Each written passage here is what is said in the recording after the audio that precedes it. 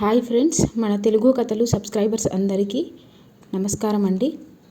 ఈరోజు మిథున రాశి వారికి 2025వ సంవత్సరంలో ఎలా ఉందో మనం తెలుసుకుందాం. 2025వ సంవత్సరంలో మిథున రాశి వారికి ఎలా ఉందో తెలుసుకోబోయే ముందు మన తెలుగు కథలు ఛానల్ని సబ్స్క్రైబ్ చేసుకోండి, లైక్ చేయండి, షేర్ చేయండి, కమెంట్ చేయండి. మిథున రాశి వారికి 2025వ సంవత్సరంలో జన్మగురుని ప్రభావం చేత పనుల యందు చికాకులు, సమస్యలు ఎక్కువ అవుతాయి. వృత్తి స్థానంలో శని సంచారం వలన ఉద్యోగమునందు, వ్యాపారమునందు ఒత్తిళ్లు ఎక్కువగా ఉండును. ఆరోగ్య విషయాల మీద శ్రద్ధ వహించుట చాలా మంచిది. దైవారాధనకు ప్రాధాన్యత ఇవ్వండి. ఇతరులతో కలహాలు ఎక్కువ అవుతాయి. రాహు కేతువుల ప్రభావం చేత కుటుంబమునందు కలహములు ఏర్పడును. సంవత్సరం ద్వితీయార్థంలో కొంత శుభ ఫలితాలు కలుగును. మిథున రాశి విద్యార్థులకు ఒత్తిళ్లతో కూడుకున్న సమయం అని చెప్పుకోవచ్చు. స్త్రీలు ఆచితూచి వ్యవహరించాల్సిన సమయం ఇది.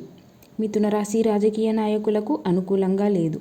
మిథున రాశి రైతాంగం వంటి రంగాలలో ఉన్నటువంటి వారికి మధ్యస్థ ఫలములు కలుగును.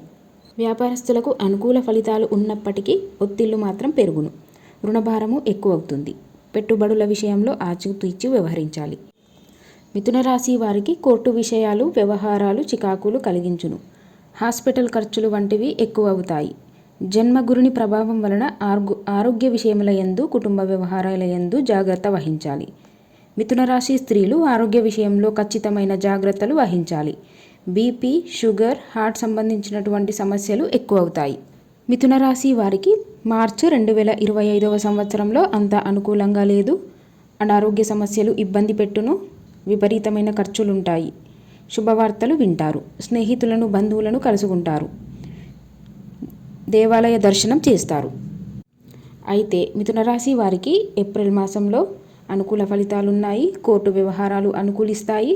ఉద్యోగపరంగా అనుకూలంగా ఉంటుంది. పెద్దవారితో పరిచయాలు ఏర్పడతాయి. గృహ ప్రయత్నములు మాత్రం చేస్తారు. వ్యాపారస్తులకు లాభదాయకం ఉంటుంది.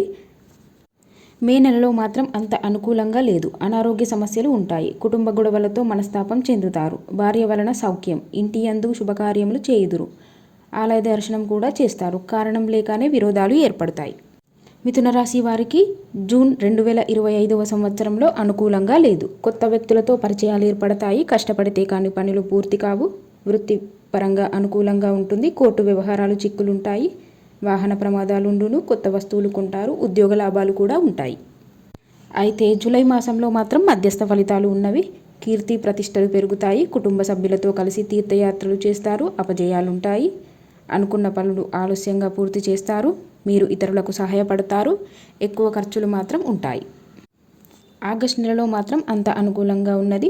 గృహ ప్రయత్నాలు ఫలిస్తాయి. కొత్త వారితో పరిచయాలు ఏర్పడతాయి. సంఘంలో మంచి గౌరవం లభిస్తుంది. ఉద్యోగ ప్రయత్నాలు చేస్తారు. తలపట్టిన పనులు పూర్తవుతాయి. స్త్రీ మూలంగా ధనయోగం ఉంటుంది.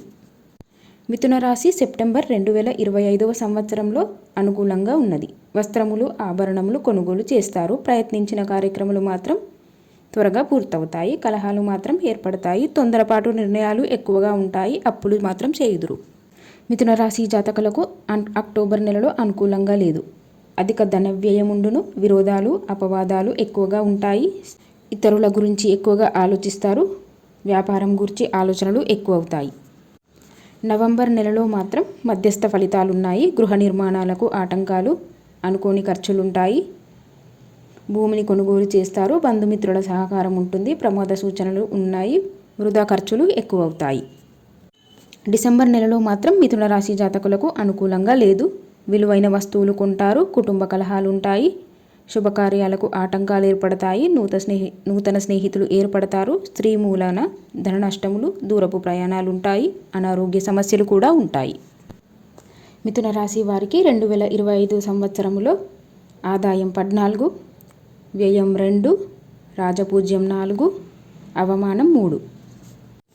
మిథున రాశి వారు మరింత శుభ ఫలితాలు పొందడం కోసం గురు దక్షిణామూర్తి స్తోత్రాన్ని పఠించండి. గురు దక్షిణామూర్తి ఆలయాల్ని దర్శించండి. అభిషేకం వంటివి చేసుకోవడం చాలా మంచిది. శనగలను నైవేద్యంగా చేసి ఆలయంలో పంచిపెట్టడం చాలా మంచిది.